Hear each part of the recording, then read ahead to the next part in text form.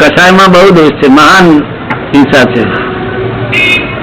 મોટા મોટી હિંસા હોય તો કસાયમાં છે.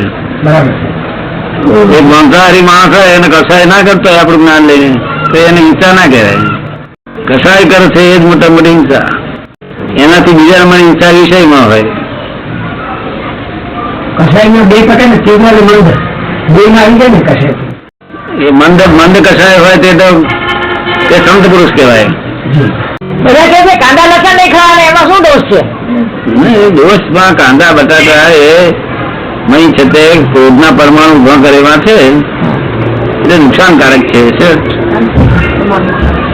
પછી આપણને ઉપાધિ થાય, બધી ક્રોધ થઈ જાય અને તેથી દુઃખ થાય. એનાથી વધારે ના ખાય તો ઉત્તમ છે. આપણે આ જે જ્ઞાન આપવું છે ને એ જ્ઞાન ને અજવાળ વધારે કરે.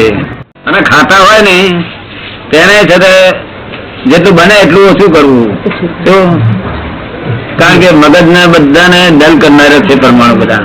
આપણે ત્યાગ રહ્યું નહીં પણ બને એટલું ઓછું કરવું. આમ અને બટાકાના શાક નો શોખ હોય તો એને બદલે છે કેળા બટાકા જેવો થાય છે ને. આપણે એવું તો ગણ્યું નથી. આપણું વિજ્ઞાન બહુ જુદું છે, આપણું વૈજ્ઞાનિક છે. શું છે? ખવાઈ જાય છે એવું બધું તો કશાય વાંધો નહીં. ખેંચી લે એને વાંધો નહીં. એવું ગભરાવ ને આપણે મેં આજ્ઞા આપી તે કર્યા કરો ને મને.